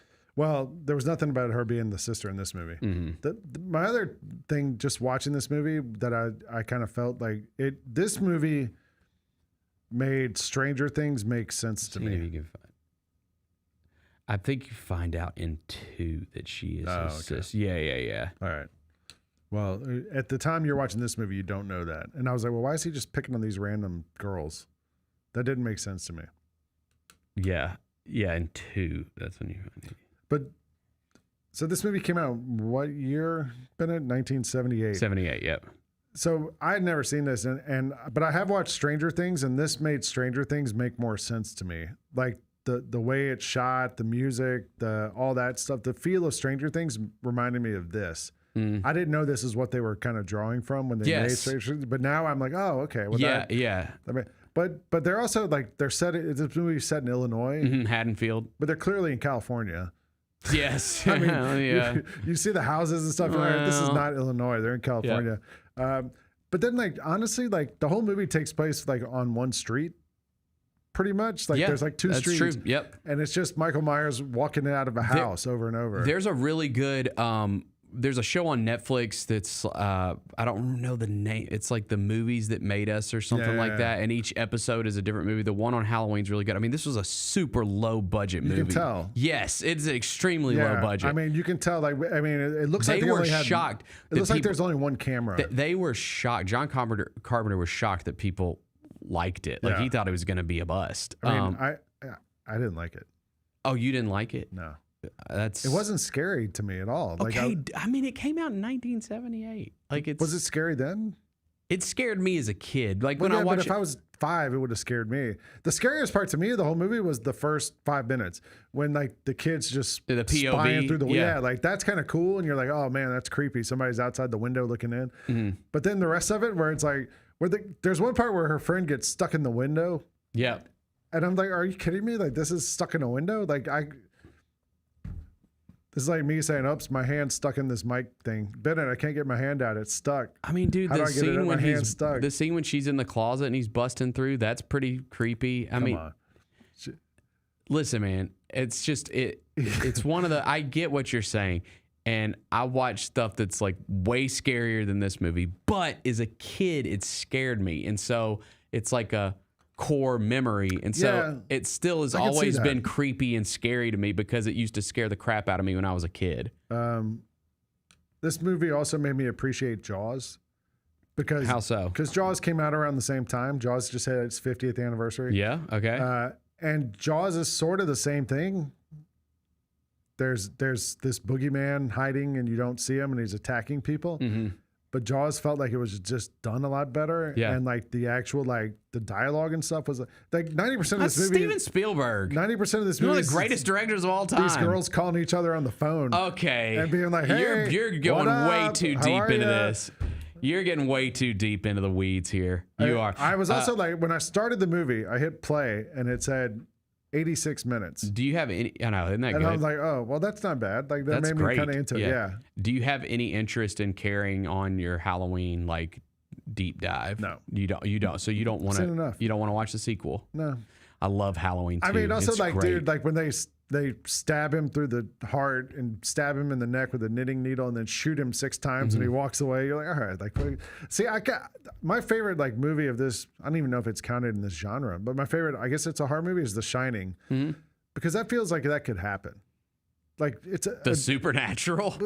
But at least it's a dude. Who Michael goes, Myers is just a killer. It's a dude who goes off to a He's just hotel a on a serial mountain killer. and goes insane. Just loses his mind. Yeah. Like, I mean, the part about the twin girls popping up in the hotel, like that probably wouldn't happen. But the other part, that to me, like, and also just The Shining is shot like incredibly. It looks beautiful. Another one of the great directors, Stanley Kubrick. I love The I mean, I Shining. think John Carpenter's one of the great directors. Well, this is the only movie I've seen him do. I think. You ever seen Big Trouble in Little China? What else Escape did from he New do? York, The Thing. Escape from New York. I didn't know he did Escape from New York. Yeah, The Let's see. Thing is a great horror movie. It's one of the top. It's let's see. easily in my top 5. Dark Star, Assault on Precinct 13, The Thing, Big Trouble in Little China, They Live. They and Live Escape is from great. LA. Rowdy Piper. Escape from LA is Snake Plissken, right? Yes, yeah, Kurt Russell. So I don't know. I thought it was fine, but I was like, it's. So I think that if I was like, if I was going to tell people to watch them, I'd say the first 2. Why does he wear that mask? That was another question I had. He just found it in a Why? convenience store. Like, what? But why does he need a So mask? that mask is, well, he has the mask on as a kid, the clown mask, and so it's like a. He puts the mask on when he kills the girl. He doesn't have it on the whole time. He picks it up, Right. puts it on, and kills the girl. You know that mask is actually William Shatner. That's from Star Trek. That's a like a face cast or whatever. Yeah. So that's William Shatner that you're seeing in all these movies. He's so the first 2 are great. I love them. 3 is the only one that doesn't have Michael Myers in it. Season of the Witch. It's really a fun installment too. I enjoy all of them, like 4 and 5, Jamie Lee Curtis in those, but it kind of starts falling off for like the next 3 or 4 movies. Nick in the chat says that he doesn't think it was supposed to be scary, more like a thriller, suspenseful. I think it's like the thing I don't like about horror movies are like the jump cuts, like when all of a sudden boom, and they and there really weren't a lot of those in this, which I appreciated. Yeah. It's more like you see Michael Myers walk out of the house and walking across the street. Fair you know enough. he's coming. Yep. There's not a whole lot of times where like they try to scare you like that. I think the Rob Zombie, the first one that he did, is really good. How many movies are there? Do we know? Oh, dude, there's I'm like gonna look. 13 or 14. Yeah. And then the last trilogy that they did, the first one was good. The second 2 were not. The last one that they did, Halloween Ends, was horrible. Here's another question. Why is it called Halloween? It takes place on Halloween. Yeah. That's all though. I mean, it's That was not the original title, by the way. Really? No, it was originally called something else, and they changed it at the last minute, which was a very smart move. Let's see, Halloween franchise. Here we go. There's 1, 2, 3, 4, 5. There were 5 like original ones, I guess, that came out. Then 6, 7, 8, 9, 10, 11, 12, 13 movies. The last 3 being the David Gordon Green. H2O is funny because it was in the 90s. Jamie Lee Curtis is in that one. Josh Hartnett's in it. Michelle Williams is in it. LL Cool J's in it. And that one's interesting because it's coming out in that same era that the Scream franchise is really taking off. And you can see how they were trying to capitalize off of that. Like they were like, dude, we got this great IP in Michael Myers, and like, look what Scream's doing. So we're gonna do like the Howl, and it kind of has the look of like a Scream movie, like one of those early Wes Craven Scream movies. Yeah. They show his face at the end. Like there's a brief second where after one of the times she stabs him 28 times or something, he takes the mask off and puts it back on. His eyes kind of jacked up for some reason. There's no explanation for that. Because when he went into when he was a little kid, they show him and he doesn't have a messed up eye. So you assume something happened. The other part that was creepy to me, the part that was probably the creepiest, is right at the beginning when the doctor and the nurse show up at the asylum. And there's just like a bunch smashes the side. No, they're like, walking along the lawn. Yeah, it's like pouring rain, and there's like 8 people just kind of wandering around in white dresses or whatever. And you're like, oh, that's kind of weird. But that was creepy. Yeah, I love it, man. It holds a special place in my heart. We can listen if you're trying to get scared. I don't want to get scared. I just wanted to know like why is this a movie that like I get why it was like. Part of why this movie has the place it has in like the American film pantheon is because it came out in 1978. That's probably the main reason. Like, it's not like it's like an incredibly, detailed plot or like any of that stuff. Like I said, 90% of the movies, the girls calling each other on the phone and being like, when are you babysitting? Are you babysitting this kid? Bring that kid over here. You can watch TV. That part's fine. But like, yeah, I mean, it was an original piece of what spawned 5,000 other movies. I'm gonna bring in something else tomorrow. I'm gonna get a classic that I'm not gonna do just like something that's gore. You know what I watched the other day? You want to talk about classics? This was on Turner Classic Movies. I flipped by and I watched the whole thing. Rear Window. I mean, that's a great movie. That's a classic for sure. Like, that was amazing. I watched that thing and didn't know anything about it. It was on. I watched it and I was like, wow, this is amazing. Like, it was so well. I actually spent like an hour looking into like how they filmed it, because like the set is just like, it's a real big apartment complex. Yeah. They actually built a whole apartment complex with working like plumbing and everything, so they could shoot in at every angle and everything. Yeah. So all right, I'm gonna bring something else in tomorrow. Yeah, I'll bring something else in tomorrow. My wife and son had to leave the room when I watched this last night. They didn't like it. They just didn't want to be part of it. They were like, were they scared 12. Or were they like, this is lame? My son was like, I think my wife thought it was lame. My son thought he was scared. He didn't want to see it. See. So you think I should have forced him to see it? Yes. No, I'm not gonna. Scars I can like remember. I can like vividly remember watching it like during the daytime on like TNT for the first time as a kid, and it just scared the crap out of me. I mean, if I was 12, it would scare the crap out of me. Yeah. I'm trying to be a good parent here. Fair enough. Have you shown it to your son? Your son's very young, but he loves that stuff. He wants to know about it. Right, like I took him to the monster market. I took him. He wants to know the lore. Yeah, he wants me to tell him all about it. Like, what does he do? Like, what does he kill people? Like, what's he? I'm like, okay, pump the brakes a little bit. Like, no, I have not let him watch it. Right. I did let him watch Poltergeist, and that's pretty scary for a kid. Never seen that. That's a good one too. That's a classic. I like Close Encounters. Does that count? Not in the horror genre. Sorry, that's not gonna work. All right, let's take a break. We'll get out of here with GP's carry out and get you out of here. Jaron Jackson has a message for y'all. Jaron, say it now. What? It's the best show in the world. Yeah, Trip. When I showed up at the event last night, he goes, "You got the biggest show in the world." And I said, "No, I really don't." And he goes, "To me, you do. I see you every day." I asked him why he doesn't just walk up here, and he's like, "Because I don't want you to be able to prepare." I was like, The Chris Vernon Show, live on weekdays at noon on YouTube at Grind City Media and the official Grind City Media app.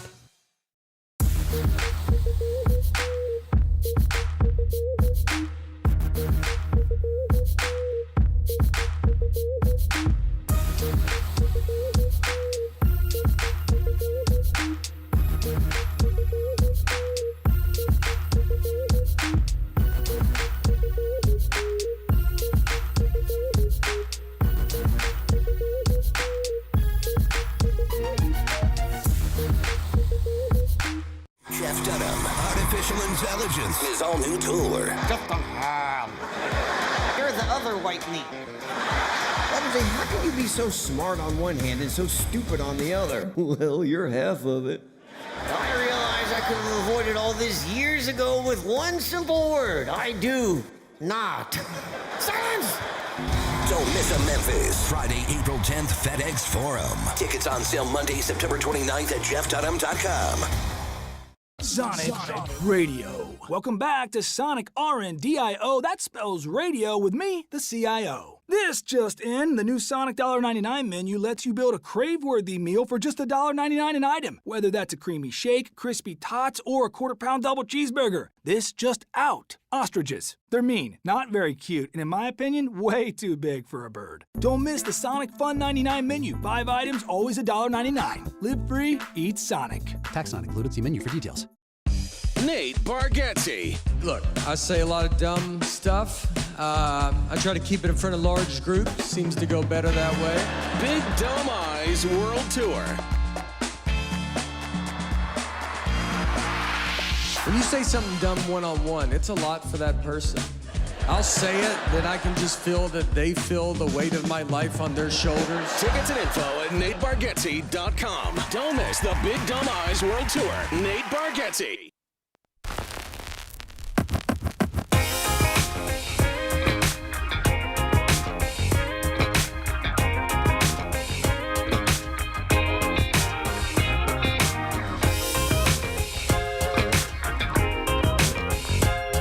Welcome back to the Gary Parrish Show here on Grind City Media. Lane Whitaker sitting in all week alongside Ben and Kyra, and it's time for GP's Carryout.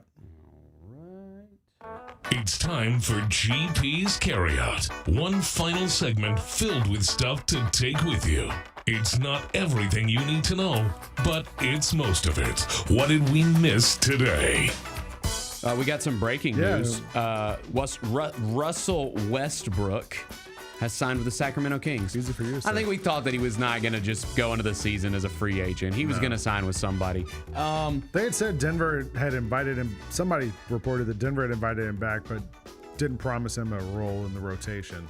Yeah. And so he... I mean, I liked the idea. I've been saying all summer I'd take a shot. I'm just saying, dude, he's a winner, man.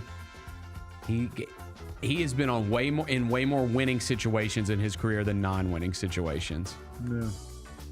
I feel like he's one of those guys. I tweet this every time we play against him. If I was playing defense on him, I spend the whole game being like, "Hey man, why don't they let you shoot the ball more?" That's I can't believe they don't feature you more on offense. Yeah, like the whole game. I mean, I don't love the spot for him. Like, I wish that he was playing with somebody that's got more of a chance of contending. If he's a winner, he's got his work cut out for him this year. Like, let's see what he does in Sacramento. Yeah. I mean, I don't like it too. Like, just I feel like that makes it even more of a chance for them to get you on like a given night. I don't love that because they looked like they were about to be bottom of the Western Conference, and they still might very well be. Yeah.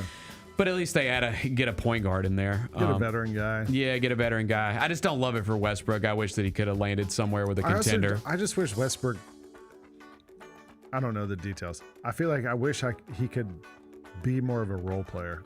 Yeah. These teams. It's kind of hard for it seems well, like he's not going to be a role player here. Well, it seems like it's sort of like late Allen Iverson in his career. Like he couldn't fit be in. a role player. That's why I went south with the Grizzlies. He was Allen Iverson. He had to be Allen Iverson. Yeah. It feels like that way a little bit with Westbrook. Like he has to be Russell Westbrook wherever he goes. That's fair. And it's hard for that. Like when he's older, like it doesn't quite work the same way. Right. Sort of like Michael Myers. Like he's Michael Myers. You can't change him. He's never going to run. He's always going to walk. That's true, yeah. Yeah. He's a good pace player. Yeah, okay. What's today's biggest game? Grizzlies back at it tonight in Greensboro against the Charlotte Hornets. I believe it's on FanDuel. I know like our announcers aren't doing the game. It's their broadcast. Oh, is it really? Yeah, preseason. So like tonight and when's the next one? Saturday, Friday? In Miami. So you can't hear Pete and Brevin tonight? No, it'll be the Hornets announcers, which is, I think, Eric Collins. The guy who yells all the time. Oh, yeah, he's wild. He's kind of fun. And well, Joe Curry. If you're looking for local on radio tonight. right. John Roser will have your pregame show starting at 5:30. You can check that out over on 92.9 Yeah, Hasseltine will have ESPN. the Yep, game. the Grizzlies radio network. I'll And be Mike on. I'll be Wallace on pregame on Friday. Oh, nice. Yep. I'm doing a little pregame, postgame duties this year. So excited about that. And I agree, like with what you and Vernon were talking about earlier. Just I want it'd be cool to see Gigi have a big game tonight. Yeah, because it's hard to take anything like and have these big statements without Jaren and Ja, and I want to see Gigi play with those guys, especially Ja. But yeah, you want to see something in the preseason. But the one thing You're getting a lot of opportunity here. The one thing he can do, no matter who he's playing alongside, is just play downhill. Yep. We saw him do it in summer league, and that's to me is when it's the best version of Gigi. Omax Prosper too. Like when those guys are going to the rim, they're 6'8". They can get to the rim from the 3-point line in one step. Like they get to the free throw line, all that. Like play downhill. I want to see the Grizzlies use those guys and get them playing downhill a little bit. Yep. What are we watching on TV? I also, besides Halloween last night, I watched the new episode of Task from Sunday. And you said you haven't watched it. I'm not caught up. It's great. Okay. It's like Ozark / Narcos combined, Yeah. sort of. Like is the or like in Pennsylvania. It's like rural Pennsylvania, FBI agents. But every episode has gotten a lot more like action and like it's kind of picked up as it goes along. The one this week, the first like 15-20 minutes of it is like an action sequence, and then you get like the title of the show. That's like pretty cool. 15 minutes into it, you're like, oh, cool. Like, all right. So that was really good. I also watched episode 1 of Slow Horses last night. The new season 5. One of my favorites, probably the best thing on Apple TV. Okay. That's a great show with Gary Oldman, legend. He is a legend. You do have some college football tonight. Delaware at Jacksonville State on ESPN. Kyra, did you go to Delaware? You go to Delaware? She's not watching. She's not listening to me. And then on Netflix, this dropped today, I believe. 28 years later. Did you see it? No. Okay, it's great. I saw the first one. 28. What was the first one? 28 Days Later. That's on Netflix too. They just put them all on there. This is the new one that came out earlier this year. 28 years later. It was really good, and they're going to do a couple of them. It was really good. I also watched a little bit last night. Arkansas State. They beat South Alabama 15-14. Shout out to the Red Wolves. Yeah. Shout out to the Red Wolves. 12 points in the fourth quarter for the win. Okay. What's the best thing we've read? Also, the ALCS is on tonight, for what it's worth. Blue Jays. Go Mariners. Yeah. Best thing we read. You read anything good? No. Me neither. Oh, I sent you that story this morning. I sent it to your Yahoo. There's a long story Mike Silver wrote about the Titans and like behind the scenes in Cam Ward's development. I saw that. And it's actually Cam Ward comes off it. I thought he did too. Well measured in the story. It's interesting to read the story. I'm just so down on them right now. It's in The Athletic. Okay. What's on tap for tomorrow? What we got tomorrow? We'll break down preseason game number 4, Grizzlies Hornets. We'll have Mike Wallace here. He'll be with the team. He'll right? be either from Charlotte or he might be Miami. in the Charlotte airport or in Miami already, but we'll have Mike on the road with the Grizzlies, and we'll talk to him about the game and look forward to Friday's game, and maybe we'll get ready for like the college football NFL weekend a little bit early There's a too. lot of stuff coming. Yeah, a lot of stuff this weekend. Be fun. And you're going to bring me a new movie. I'm going to for bring the you a movie new club. homework assignment. Yes. All right. Sounds good. All right. Well, that's what we got for you today. Chris Vernon, John Roser, Devin Walker will be with you in about 20-something minutes. So for Bennett, for Kyra, I'm Lang. Appreciate you hanging out with us today on the Gary Parrish Show here on Grind City Media.